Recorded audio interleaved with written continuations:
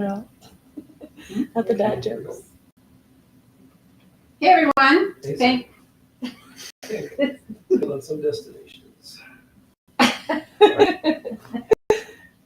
Oh, funny. Sorry, I didn't go to. There we go. Hey everyone. Thank you for joining us for Arise Shine. I'm glad to have you here with us today. We actually have special guests with us today. We have Captain Kaylee and Captain Matt from the Salvation Army in Superior. So it's going to be a fun interview and conversation. And so I would love for you to hit share so others can join in as well with us. Again, our whole heart in doing this panel is to just really express Arise Shine and how you, all of us, can truly be his hands and feet and vessels of his glory for the sake of the world. And so we have these conversations in talking about the truth of his word. How do we live these out every day? And what is our sphere of influence? And how can we be his hands and feet in different ways and arise, shine his love and his glory? And so that's what we're going to enter into today and talk about with our interview with you guys and the Salvation Army and talking about that. So thank you for joining us. I just invite you into our conversation. I am Rebecca Ballard here with Mary Gollinger and Barb Milroy, and again, Kaylee and Matt. So let's just jump right into it. Thank you again for joining us. It's just really an honor to have you here with us. Yes. Basically, why don't you share a little bit about yourselves and kind of eventually how did you get involved with Salvation Army and maybe even particularly this one. So we're just going to let you go for it. And then we'll just have questions as we go. Sure. So my parents are also Salvation Army officers. They're in Indianapolis right now. So I grew up just seeing my parents love the Lord and serving others. And so it was just always touched my heart to be able to also step alongside as well. Mm-hmm. And they always just taught me the love of Jesus just by their own actions. And so talking about sphere of influence, I just having godly parents and family just supporting me around me was huge in my life. And so how it started, when I became into high school, I felt a call of the Lord onto my life of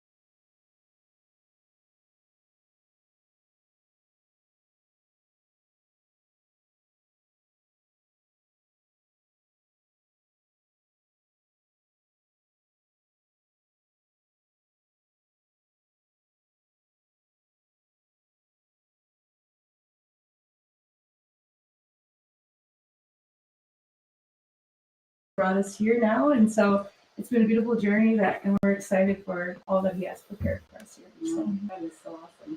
Yeah. How about you? Unlike Kaylee, I did not grow up in the Salvation Army.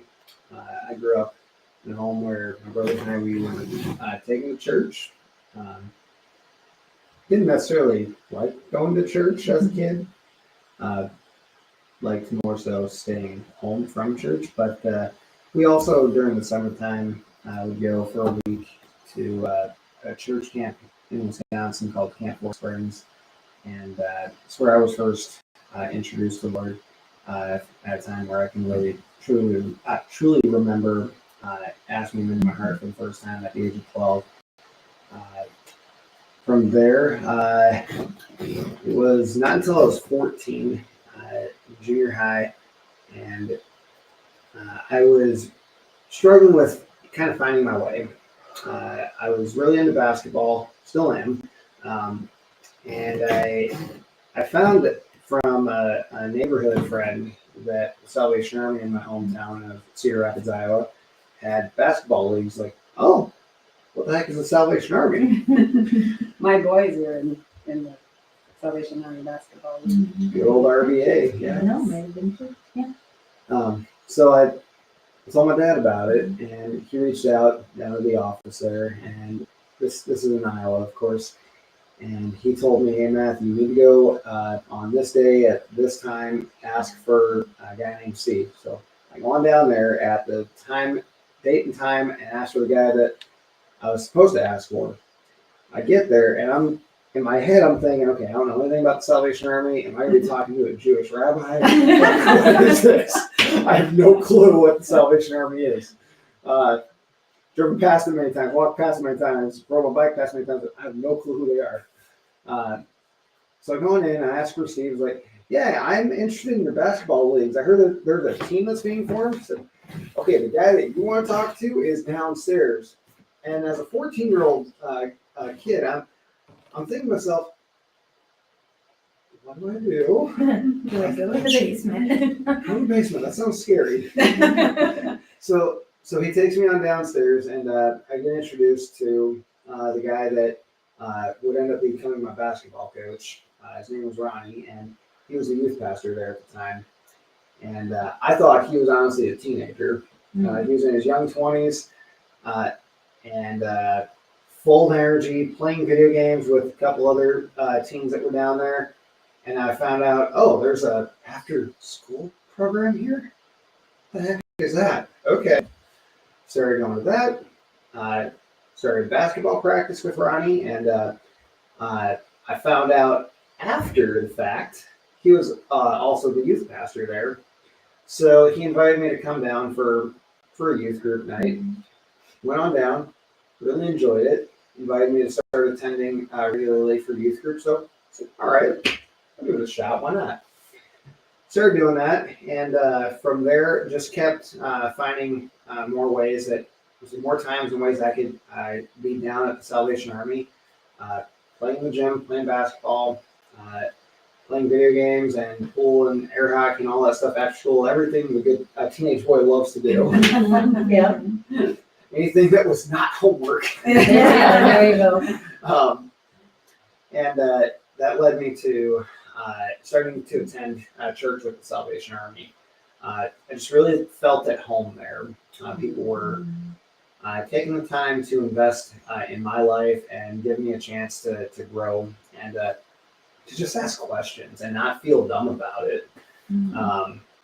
Started attending camp with the Salvation Army, and that was my thing. Every year, the moment the camp was over, the very next day, I'm saying, I can't wait till next year for camp because it's so awesome. Wonderful.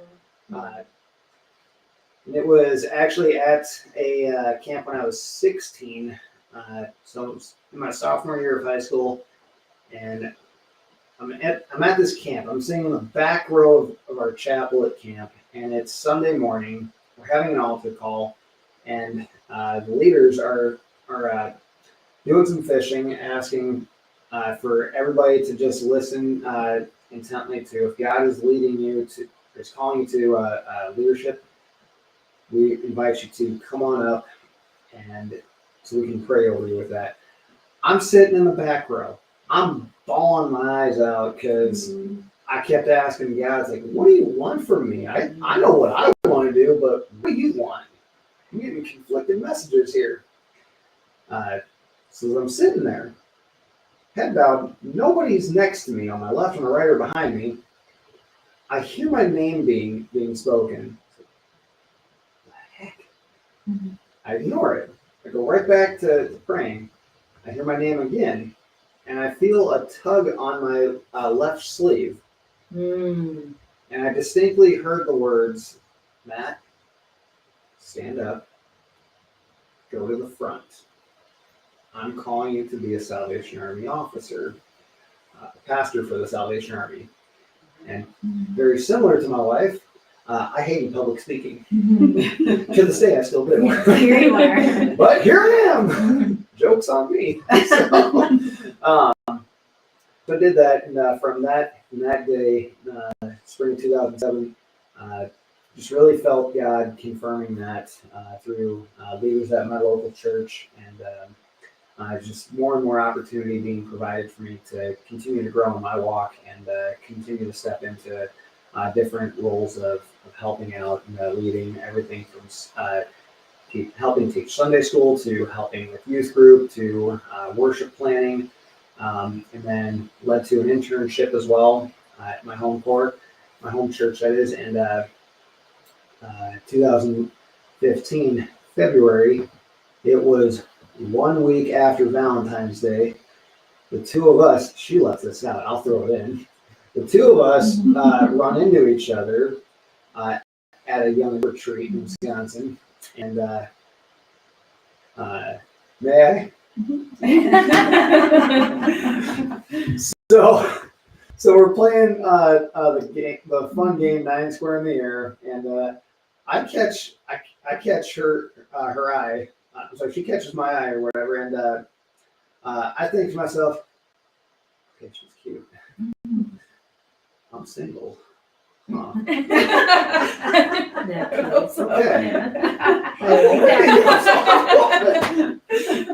gonna ignore that.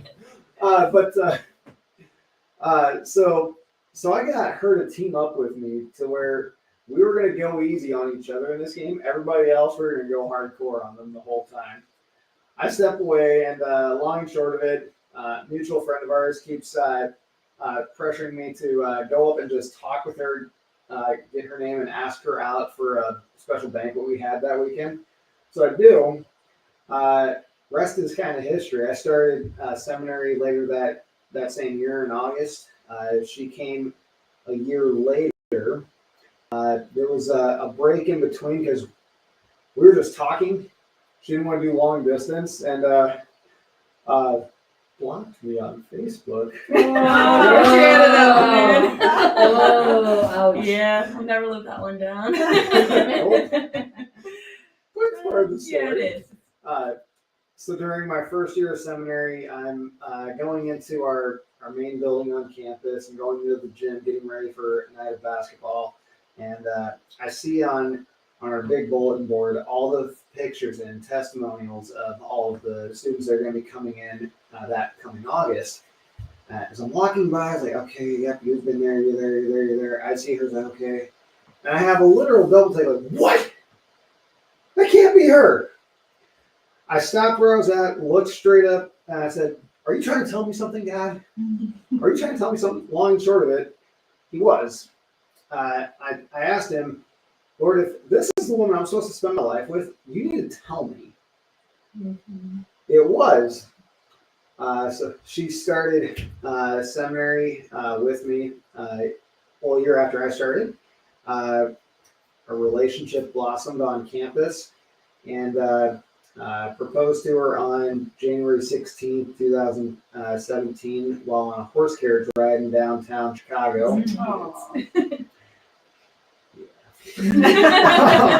I'll take that one.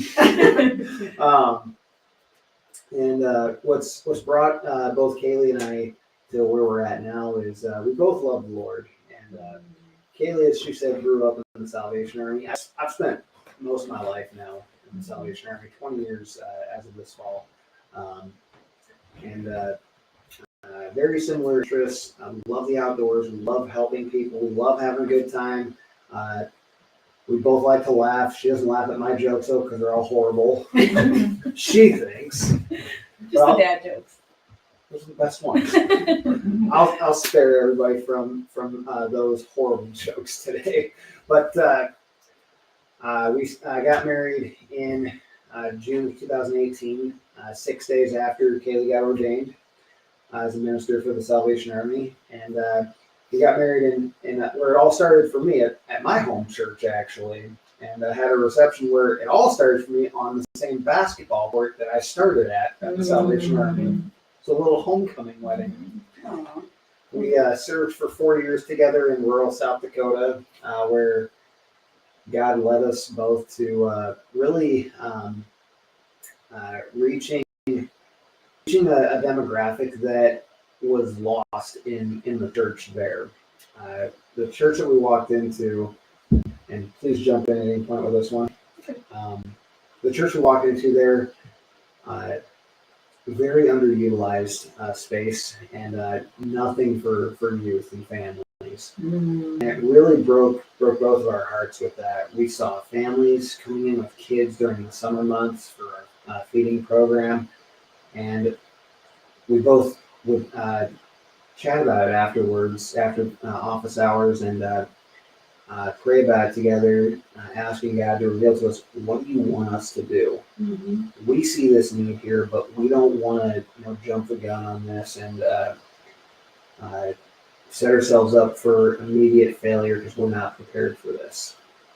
So we prayed about it, and we started off with just a once a week nightly youth activities, deal teaching badges very similar to like Cub Scouts and that Salvation Army version of it, which led to the Lord revealing to us we need to do more.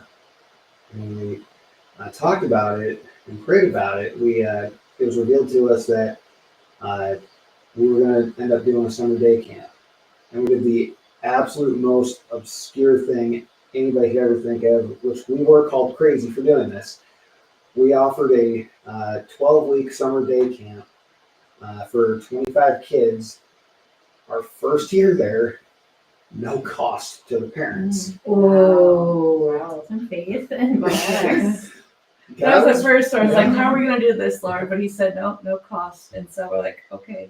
And he made it all work out. So God was very faithful to us with the financials at our location there that first year. Well, and that's the point. When God calls, we Yeah. trust Him for the equipping and the providing. Yep. You know, and you obviously hear Him very well and are led of Him. And that's what's beautiful about a journey with the Lord is He's faithful.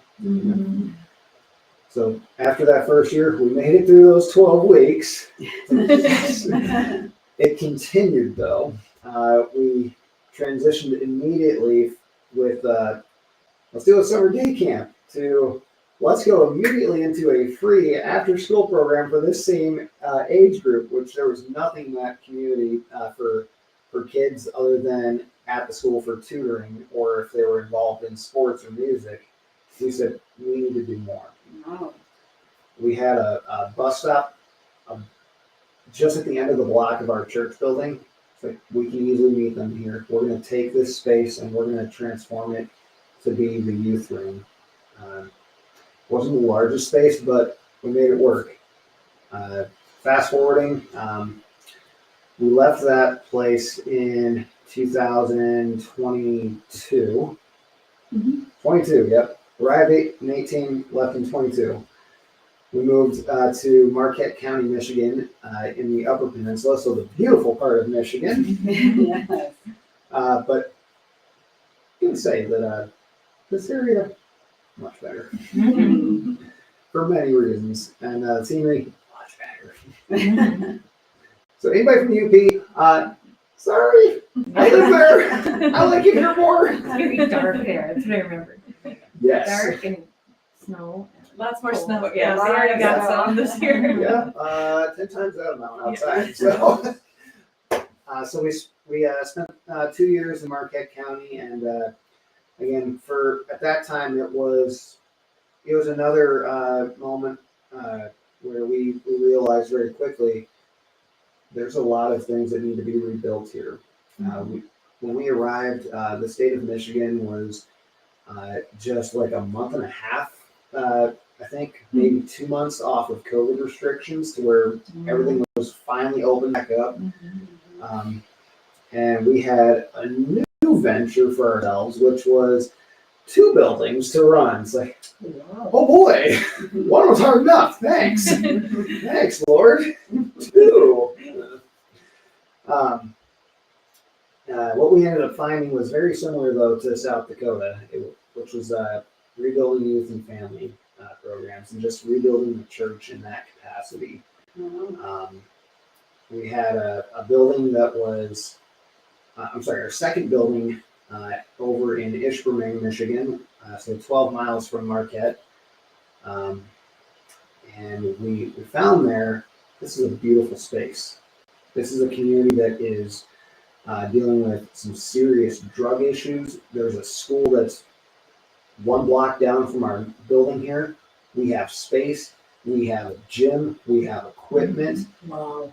We need to do, we prayed about it, and it was revealed to us, Ishmael. It was revealed, now I don't know, because I can't speak for her on this, but I think it was revealed to me first that Ishmael was where it was at, because I remember going to Kaylee saying, God keeps saying to me, Ishmael is where we need to focus. That's where we need to focus, because that's where the kids are at, that's where the youth are at, that's where the families are at, and that's where there's nothing happening right now. We need to focus there. And that was our desert, so to speak, is we're going out into the desert, we're going out into the wilderness, and we're going to just wait for God to be faithful as we step out in faith with that.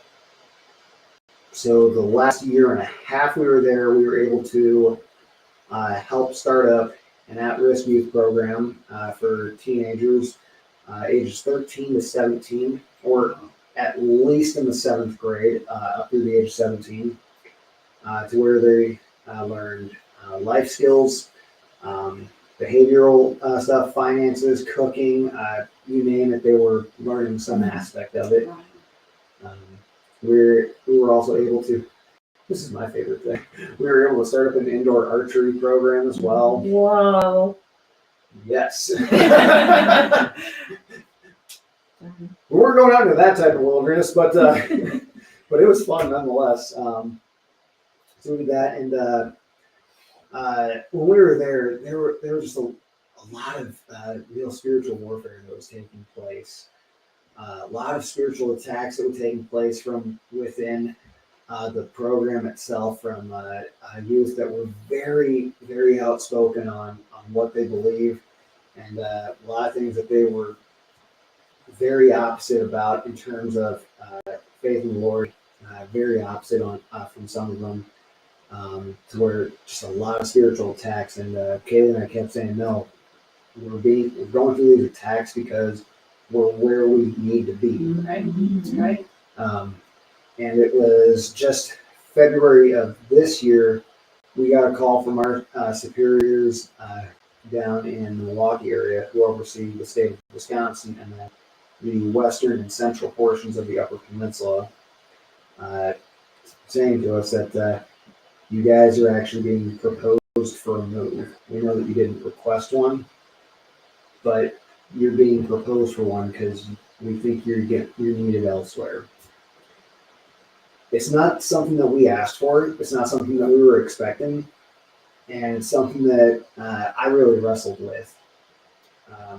Said, I don't want to leave these kids. I'm fighting to keep Christ in everything that we're doing. I don't want to leave these kids. To this day, I still claim that I have a mini back in Ishmael. His name is Cody, and he is going to be a leader one day in the Army. I'm claiming it. That's good. Well, you sowed seeds. You sowed seeds into his life, and God honors that. That's what she kept reminding me. And you were there for a time, for just that, for sowing seeds. And wow. I mean, just listening to you and hearing the heart that you have for kids. And, we're in a time now that there's so many needs among the youth. I mean, it's just more than other decades.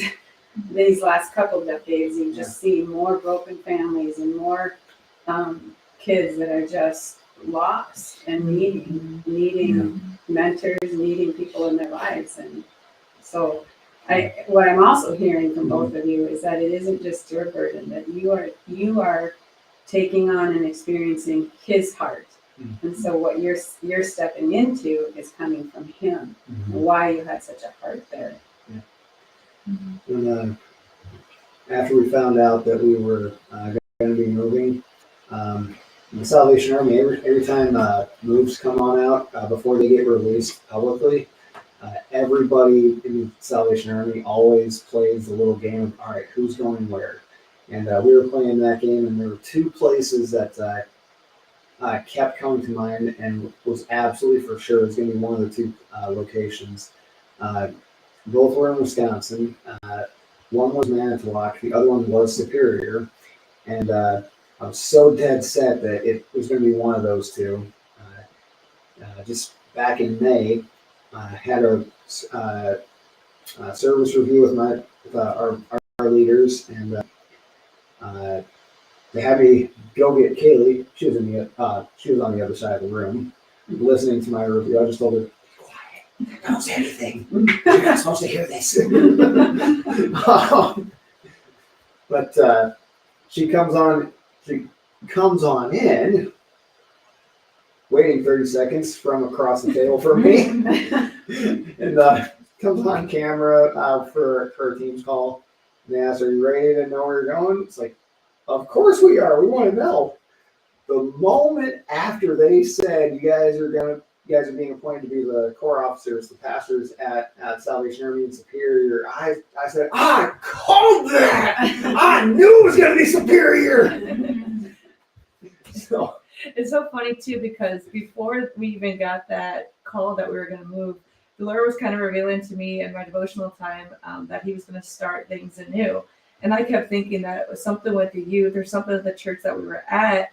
And so I was kind of confused. But then once that was confirmed, like, okay, this makes sense now. And He kept saying to me that revival was going to break out amongst the youth. And I kept thinking, okay, I can't wait to see it in Marquette, Michigan.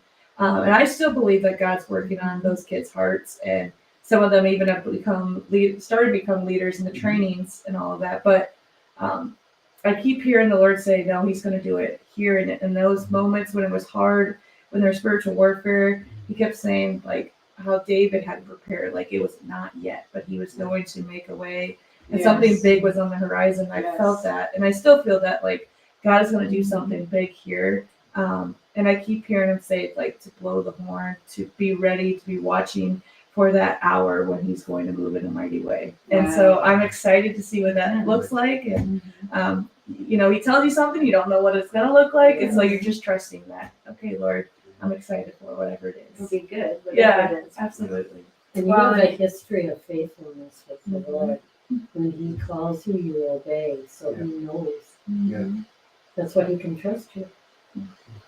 Well, and that's part of revival. I mean, part of revival is revival comes to the church first.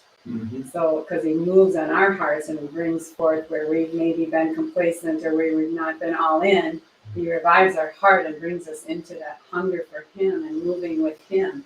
And as He moves on the church and causes us to rise up with a greater connection to Him and hunger for Him and moving with Him and with His Spirit, we are able then to step into what He's doing. A habitation of His presence comes, and that's what brings others then into the kingdom of God. And so I love that your hearts are for that and know that there's something God is doing in this region, because there is. I mean, that the church in this region feels and senses that. And we're hearing that and knowing that God is moving, and He is, and it's really much of what we're sensing. We've been praying for a lot of years, but it's going to happen in the youth.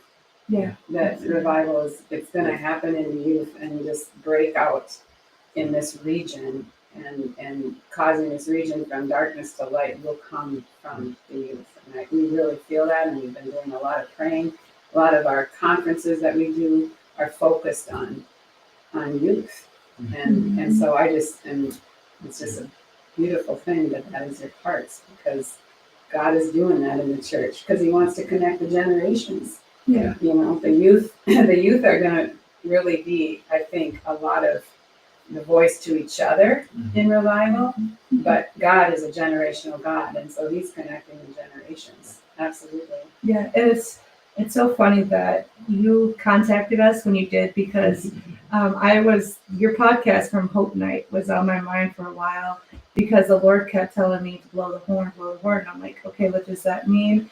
And then slowly with your podcast, with the Watchtower, and to becoming an intercessor, to start praying for what the Lord is about to do, to pray with these youth, to pray with families that we encounter on a daily basis. And then a gentleman came into our church and gave me notes about Watchtower and praying when I kept getting woken up at 3 a.m. in the morning. I didn't understand why it was to be a prayer warrior, but to have that connection. And God said, I needed to talk to her. And I was like, okay, but when it's crazy busy season, and then you reached out, and like that's just a God moment. That's so So good. it's just funny how God works that all together. And I don't know what that means just yet, but I know that it's His leading. So Oh, absolutely. Yeah. I agree with that. Mhm. So, Go ahead. no, go ahead. I would say with the generational piece, that's something that's always been on my heart. Like she's heard this many times from me, maybe just a few. But one of my favorite passages of scripture is the second chapter of Titus. I've often over the years said that I see that specific chapter as one of the blueprints for the church, because it is a generational ministry taking place. Older men teaching the younger men, Yes. older women teaching the younger women, and it never stops. It's just continuous, because there's going to be another generation that's going to come along and needs to be taught in which way to go, and then they're going to be teaching, and then they're going to be teaching. Since Kaylee and I have been here, the word that's been her, what's been said to her has been watchtower, blow the horn. What's been said to me since we've been here has been the word rebuild. Been promised that a rebuilding is going to take place. She's been promised that a revival is going to take place. Just in our conversations together, from our devotional times and prayer times, we've been able to affirm in each other that there's something big that's on the horizon here. We don't know exactly what it is yet, but it's going to be something big. And that's interesting that God's given you both words, because revival is, again, with the church, and then it moves to rebuilding and transforming, reformation. You can't just have salvation, you need to have reformation, so there's all of it's interesting. That word you've been given is rebuild, because it's revival and rebuild go together. That is, what was it? Oh, yes. So 3 weeks ago, we had just started Sunday school back up at our church, that's part of the rebuild that we're working on right now.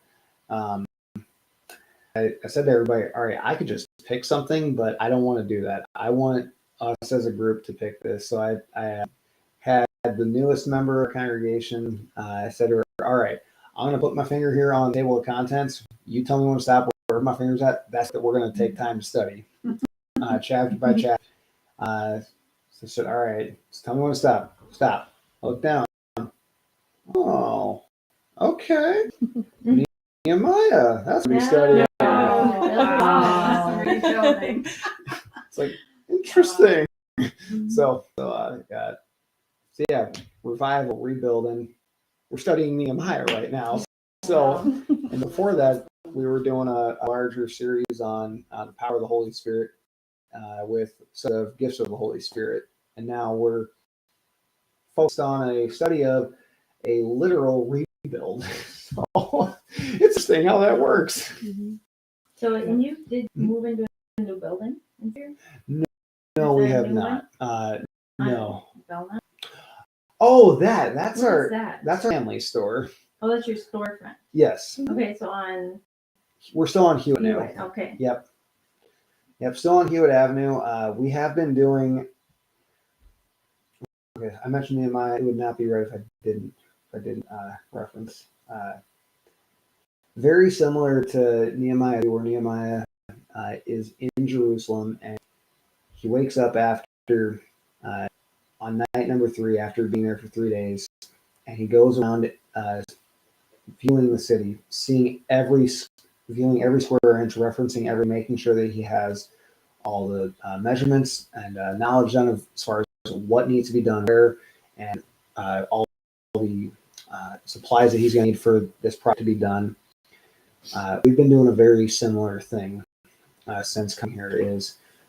We're in the prep work right now, at the physical rebuild yet, but we're very so gathering supplies, gathering the volunteers that we're going to need for this rebuild to take place.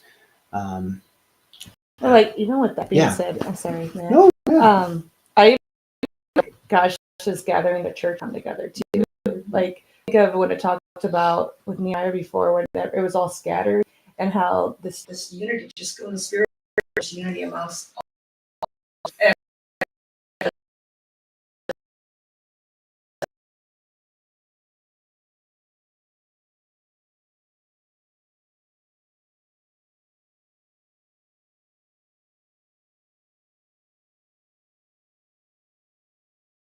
Oh, has been, and there's just been a lot of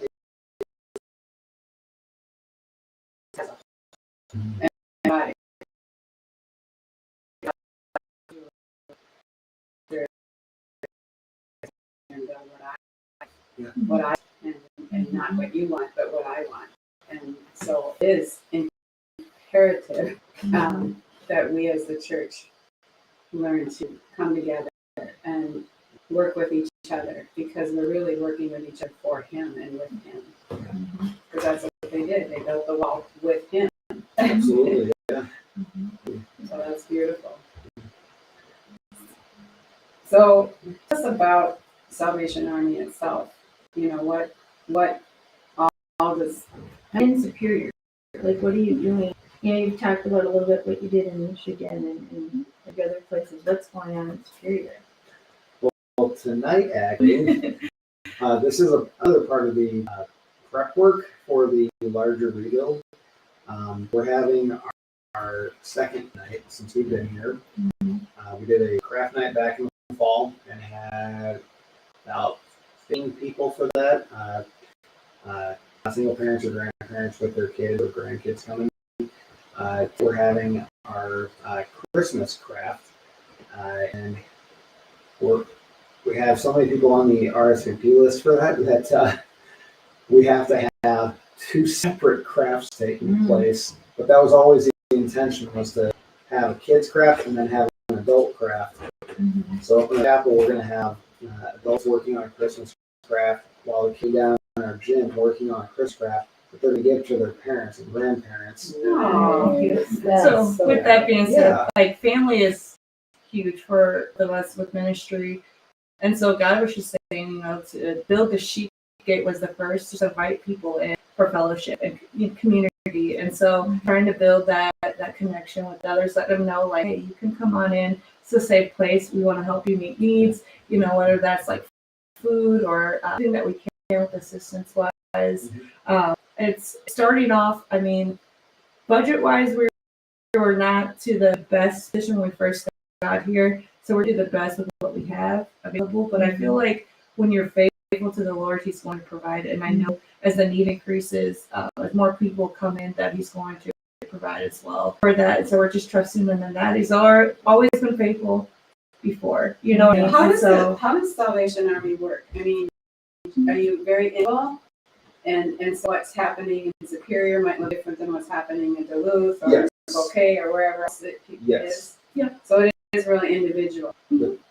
So can you kind of put in your vision and your into what it should be? Yes. Absolutely, yes. When we first arrived, June 23rd, that first week that our bosses were here in town, and they were showing us around, and we both kept asking, is it okay if we do this, that, or the other? Everything we were asking about, there was the exact same. You are the core officers here. Do what works for your community. That's good. That's good, because communities are different in different places and their needs are different. So for you to be able to be independent as far as what you're doing is beautiful. And so your heart really focuses on family and kids, it sounds like. Can you tell me what you feel the greatest need for community is right now? Many. I was gonna say there's. How much time do we Yeah, have? That's a long list. If I were to prioritize that, though. Can I put it in the top 3. Like, because I see 3 needs, like, You share it after, I'll share my top 3. Okay. We'll see how they match up. absolutely. So I have seen a lot of addiction that needs to be broken. So we're been praying for intervention that in the area, whatever that looks like. We're just waiting to hear what the Lord is going to do through that. Homelessness, another huge issue that we've been missing, housing needs, and also, I know this is weird to say, but like medical needs too. There's a lot of people that are sick that just can't afford medical bills, and so those things have been a huge issue. I feel like it could sometimes can cause some more issues down the road because why choose what I pay, and so those are the big things. And right now we're trying to like meet that need. Just we're not able as much. We're able to meet it in the somewhat capacity, but to the extent of the need, it feels like it's going to take a whole community to come together to really combat those issues. As the church, I believe, together, because right now we're a lot of also hunger, so we're doing a lot of serving with food needs and those kind of things, tea products, and what we can. We have Hope, which actually specializes with families to try to get them with our case manager to go and create goals to alongside with them. So that's what we're working on right now. But prayer and our hope as well, we are here to build more, try to get some more funding to help in those capacity areas. So does Salvation Army have specific programs that people come in and are able to plug into? Yes. Is it separate from you as a church, or is it all intertwined? No, that is one of the biggest things that the two of us personally fight against, that unfortunate status quo is that while it's not with the Salvation Army Church, that Salvation Army Services, I just challenge status quo on everything. Sometimes it drives her a little crazy, but like for our programs, I think from our Pathway of Hope initiative started in 2010, which is all about breaking the intergenerational cycle of about breaking the cycle of intergenerational poverty. So she referenced that. That's one thing we have. So everything from that to our food shelf, our food rescue truck program, clothing vouchers for our family thrift store, anything that, or craft night, anything that we do. For us, it's all about, we are the church. Everything else is secondary to what we do. It's just an extension of what we are doing as a ministry. Handing out food to others. What did Jesus say? Hungry, you gave me something to eat. Mm-hmm. With the clothing vouchers, he said in that same passage, I was naked and you clothed me. Mm-hmm. So doing those things too easily, even within the Salvation Army, at times gets up in the water with, well, that's social services, or well, that's community outreach. Like, yes, it is, but what's the intent behind it? Why do we have that? We're still first and foremost a church, and everything we do all point those that we're serving back to Christ. That's very good. Not to the Salvation Army. It's not about. I trust that the Lord is going to provide, and with being a nonprofit, of course, donations always help out, but it's all that we focus on. I say we failed already. Focus on what God wants, regardless of what's been done in the past, or if it ruffles some feathers or whatever. It's no. If God wants us to focus on this, then we need to focus on that, and whatever that is, we need to keep Him at the center of everything we do. Well, that's good. Amen to that. That's exactly the truth. Yeah. Very good. So you said that you have something up this weekend. Mm-hmm. Yes. Salvation. You want to take over the tree? Yes. My favorite thing about Christmas, other than one of the that sounds good. Christmas is just a very busy time, and it really does push your limits on the gift of patience. So is it busy because there's so much need, or is it busy just because there's so many you got to be doing? Both. It is honestly both.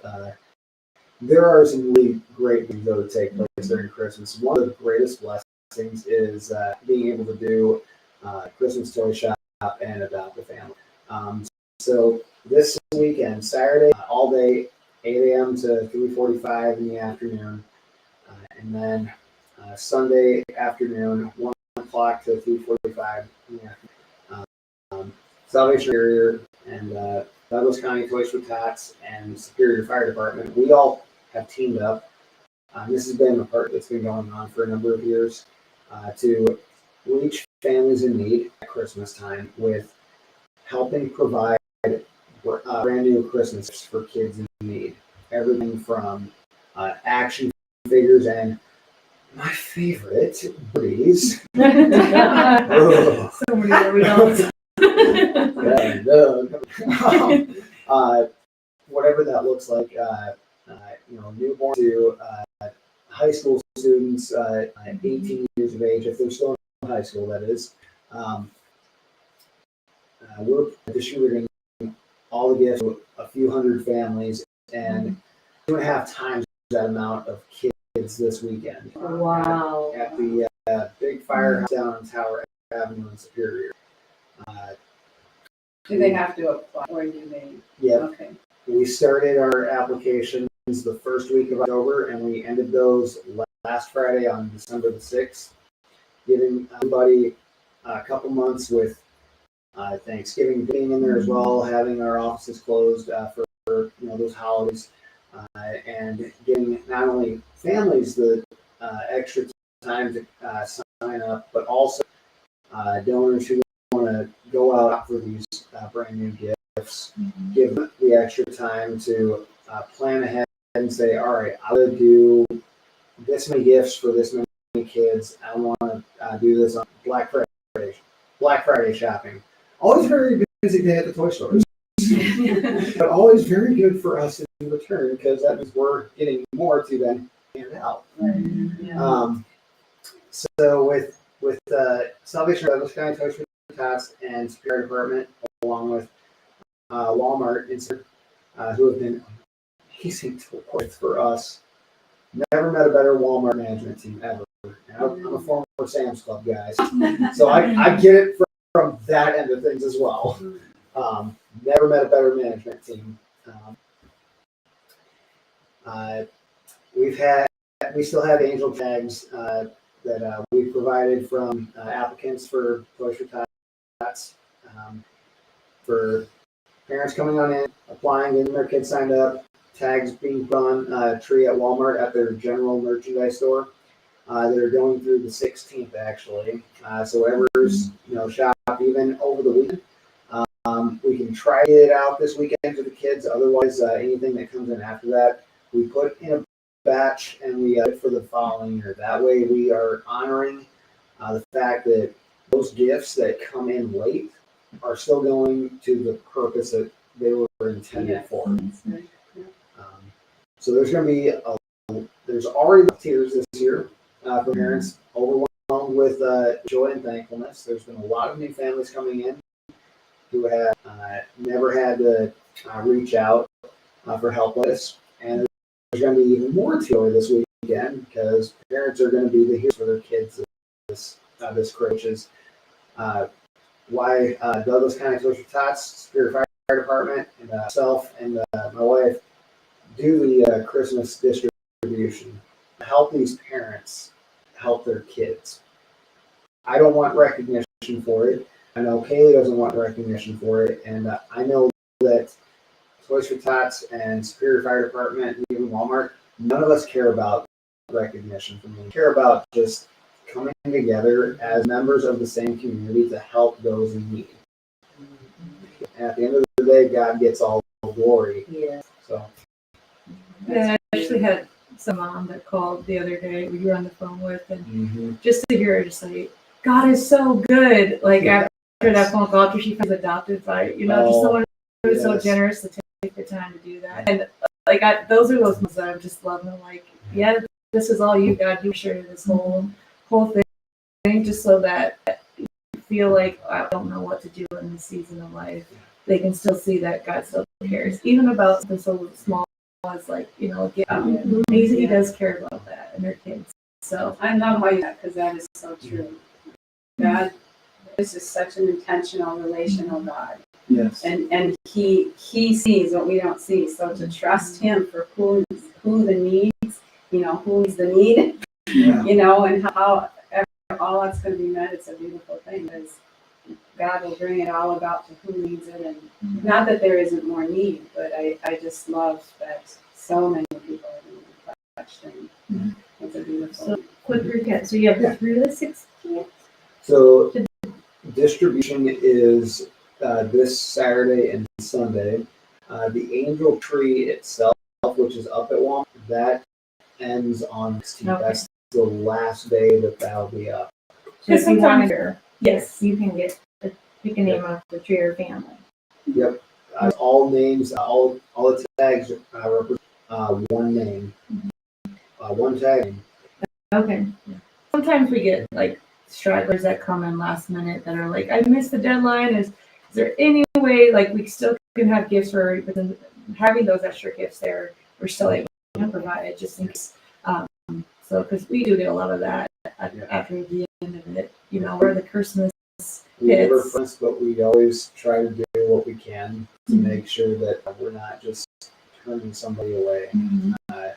We also, more so with the actual application process itself, really push for, I believe this part of, that larger generational rebuild for the church as well.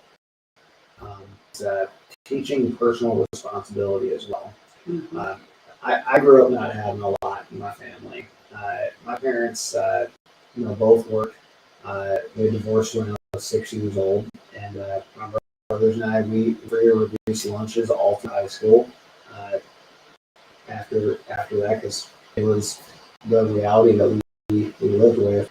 My parents never had to apply for an angel tree program or a toast and class program. But we were to have our grandparents in the same town and family and really good family friends who always made we were well taken care of at Christmas. So for me personally, it ties back to my childhood with I know what it's like to not grow up with luck, but I also know what it's like to be blessed by somebody being generous enough to make sure that Christmas is still special for me, regardless of my circumstances. I think that I think too often for a lot of kids nowadays, too many of them, the last couple decades, are still living with, well, this is what I'm always going to know is I'm always going to know what it's like to live in poverty. I'm never going to know what it's like to be able to, go and provide for myself and for my family in some way. And being able to try and help instill some level of personal responsibility of, hey, this is for your kids. We are absolutely going to help you out. We just ask that you please come on in to do this because it's for your kids. Yes. And then one more question we've all wondering: the red bucket. Yes. Okay, where does all that go? Yes. So that is our biggest fundraiser of the year. It supports our programs all year round. So a lot of it does help during the Christmas season. So when we buy food for people for Christmas food baskets, so we have 400 families.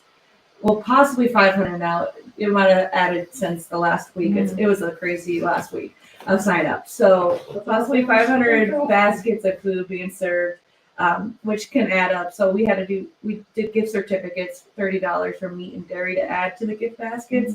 That's $15,000 alone, just on that cost. And so the red buckets really help us provide for And families. that all stays local. Yes. So everything that goes in a Superior bucket goes to Superior. Yes, ma'am. And that helps also with like gas vouchers, and then bus passes for people and all sorts of the services that we try to do year round. So when you say 400, 500 families, it's people that have come in and said, I need to be on this list or whatever because I need help. And then when you do baskets, is it like you have 500 baskets on tables and people come in and grab them, or do you actually have people deliver them? we're having our distribution for that next week, the 19th and 20th, 9 a.m. to 4 p.m. So all day, both days.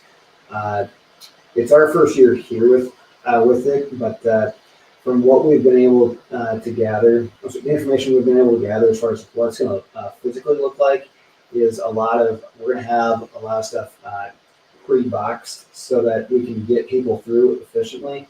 And they're not having to wait on us to get every little thing ready for them, folding a box together, putting set items in there. We're going to have a lot of the prep work done, and when they show up, it's going to be like the perishable items that we're going to then provide with that, so they can take this Christmas food basket with them, and they are able to have a good Christmas meal this year. And there are certain circumstances where they say, hey, can my friend come pick it up, or my family member, and we try to be, as understanding with that as possible. So absolutely, just writing And on all of the help that, people helping you with, distributing things and getting things set up and all of that. Is that all volunteer work? It's mostly volunteer work, yes. So we have a pretty small crew down at the Salvation Army, and besides the two of us, it's 2 paid employees right now. Hiring third, hopefully, but it's still a lot of work, and the 4 of us can't do it, and we rely so heavily on the generosity of people giving their time to help be generous to those in need in the community. We have some really good volunteers. I was just going to ask that. Do you feel like there's been a pretty good volunteer base? Yeah, so we have some that are constant, like almost there on every day possible for food pantry and food services. And then we get a lot of times calls during the Christmas season. Hey, you guys need extra hands? We'd love to help out, Nice. which is our favorite phone calls. Absolutely, we can put you to work. Yes, please. So if you know anybody that's looking for some service hours, we know NHS and senior projects, they're always looking for volunteer opportunities during this season as well. So yeah, we could do it without volunteers. That's absolutely for sure. What's funny is that Salvation Army, actually, before it was called Salvation Army, it was completely volunteer based for the first 10 years. And then William Booth in 1875. Man, he's not, wasn't that old before he died. Man. In 1875, he saw a correspondence that came through and said, Volunteer Army. No. We may be volunteer based, but we're fighting the Salvation War. Let's change this. Salvation Army. So still volunteer based for sure. Still need volunteers all throughout the year. Christmas time is always when we need the most because that's when we have the most happening. But I think as one of our former generals, Eva Burrows, best put it, need knows no season. Right. And people need help all year round. We've been very blessed since coming to Superior to have a very giving area, very giving community with time, material items to hand out, whether that be food or brand new coats with the Coats for Kids drive that we recently did, or toys and food that I just picked up earlier this week from Bentleyville. It's a very giving community, and yeah, we definitely need that help for sure. And having partnerships like Walmart, Toys for Tots, Douglas County Toys for Tots, Superior Fire Department, and the Superior Police Department as well, and Second Harvest, who's in the process of moving. We get a lot of help, and the certificates that Kaylee mentioned that we're handing out these baskets. So we have those provided by Super One Foods, and we love being able to partner with them as well. And with those certificates, it doesn't cost us to have those made, but we pay the cost for it for every single certificate that is processed at a local Super One Foods. They don't get those. Nobody gets those unless they're coming through us, or unless there's if Duluth is doing it. I don't know if they are. But for us, what we end up paying is based off of how many are actually used. And there is an expiration on them, I believe. Oh, there's not. No, none of these ones. In Marquette there was. Well then, that's okay. Because again, it's to have $30 for a family to use for meat or for dairy. It's definitely going to go a long ways to really make a very special Christmas meal. Somebody needs a ham, go get a ham. Somebody doesn't want to do ham, go get a turkey. Don't want either one, go get some bacon. Whatever you want. Bacon makes everything better. So. Well, this has been really, really good. I love hearing your hearts and certainly, you know, where you've come from and what God has been doing in your lives and just what a joy to hear your heart for the community, you know, for the Lord and for the community and what He wants to do through you. And I always use the word yes. You've given Him your yes. And God is able to so move when we give Him our yes. And He moves His way and His will. And that's what I hear in your hearts is that you want all that He wants. So I thank you for that, and I thank you for coming on. I would like each of you to share quickly. We are a little bit over time, but very quickly share just what you would want to say to those listening, either just in regards to the need or to what you're seeing in this region. Because we often talk about, Dave and I pastor a church, and we often talk about it's the twin ports. We don't really separate Superior Duluth so much in our hearts. It's more about the twin ports region. And so what would you want to say to our community? Whatever comes to your mind, and say, and then we'll close out in prayer. Well, number one, I always request prayer. Prayer, I believe, is so powerful. It moves the heart of God, and I already believe that He's, cares for everybody that is in Superior and in Duluth.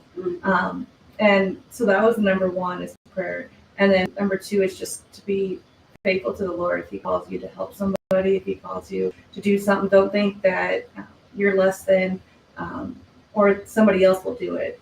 Be faithful, and just, like you said, just say yes, and God will use you in mighty ways in that, if you just do that. So Beautiful. I would just encourage everybody to just continue to have hope in Jesus. Revival is taking place, and it's going to continue taking place. So just be ready. Don't be caught sleeping. Be ready at all times, in season and out of season, and come be a part of the rebuilding that is taking place in the ports. Yes, that's good. Don't be a watcher on the sidelines. Jump in. So it is always something that somebody can do to help out. That is so good. Always something that somebody can do. We all play a part in what God is doing, and I love that. So thank you both again. This was just a joy to hear from you and to know that you're out there in our community and you're making a difference, because you are. So thank you for all your efforts. And so why don't we close out with prayer? Will you close us out? Lord, I thank you for their hearts. I ask you to continue to bring people in, to stand with them, to support them, particularly intercessors, to gird them up in prayer, people they can call at any time if they need it, or people you will alert to pray when you need it. Father, everything they need, they trust you completely. So we just thank you that you are faithful and you're bringing in who they need, what they need, when they need, and how they need it. And we just declare you're taking the walls off the Salvation Army in Superior, and it's just going out through the community. It's not walled in, it's not boxed in, because you're not boxed in. You're not a God that can be boxed in, and they have long arms. They have the reach of the Lord with them, Lord, and miracles we're declaring and decreeing miracles are going to start to break out in Salvation Army and Superior, simply because of their heart, because they're available. As Rebecca said, they said yes, and you honor that. So we look forward to what we're going to see and hear happening in Salvation Army and Superior. In Jesus' name, amen. And we just speak a blessing over the two of you, and we speak a blessing over all of you. We just, God is moving and God is faithful, and you can trust him. And just as he is working through each of us as his vessels to be his hands and feet, he will use you too. And so I just thank you for joining us. I speak blessing over all of you and health to come to all of us. And I hope to see you next week. Thank you.